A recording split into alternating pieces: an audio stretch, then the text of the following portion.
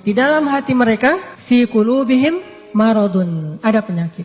Tahu nggak teman-teman penyakit hati yang paling berbahaya itu apa? Yang dampaknya itu bisa kemana-mana. Kalau dalam fisik itu kayak kanker gitu. Bisa menjalar, dia bisa sampai ke seluruh tubuh, kemana-mana gitu penyakitnya. Udah diamputasi kadang-kadang belum menghilangkan sel kankernya.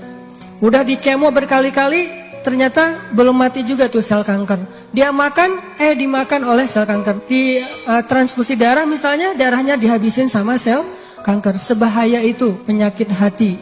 Penyakit hati yang paling bahaya itu adalah ragu kepada Allah Subhanahu wa taala.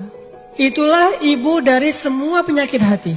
Dengki, cinta dunia, dendam, susah memaafkan, galau, khawatir yang berlebihan, berputus asa, semua itu lahir dari gara-gara dia ragu kepada Allah Subhanahu wa taala. Sehingga Allah mengatakan di dalam surat Al-Baqarah tadi, fi qulubihim marad, di dalam hati mereka ada penyakit, satu aja. Allah nggak mengatakan fi qulubihim amrad, di dalam hati mereka ada banyak penyakit. Tapi Allah mengatakan fi qulubihim maradun, cuma satu penyakit. Penyakit apa yang ada di dalam hati mereka? Padahal hatinya banyak, tapi penyakitnya sama, yaitu asyak. Sehingga ketika orang ragu kepada Allah, dia akan banyak modusnya. Yukhadi'unallaha walladzina amanu wa ma yakhda'un illa anfusahum wa ma yash'urun. Mereka pakai banyak modus untuk mengelabui Allah Subhanahu wa taala dan orang yang beriman. Padahal mereka hanya membohongi diri mereka sendiri. Penyakitnya karena ragu sama Allah Subhanahu wa taala.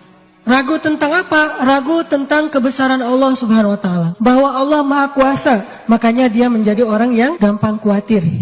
Khawatir muncul karena dia nggak yakin kepada kekuasaan Allah Subhanahu wa taala. Kalau dia yakin kepada kekuasaan Allah, begitu ada masalah, dia tinggal katakan hasbi Allah, cukup buat saya Allah. Kalau dia yakin kepada Allah, lalu ada masalah, dia hanya mengatakan la haula wala quwata illa billah, maka selesai semua masalah di dalam dirinya. Walaupun mungkin masalahnya belum selesai, tapi dalam hatinya masalah itu udah selesai. Dan itu awal dari kebaikan. Jadi masalahnya adalah kita yakin gak nih sama Allah? Masalahnya adalah gimana cara kita keep the faith, belajar untuk menjaga terus keimanan dan keyakinan kita kepada Allah Subhanahu wa taala.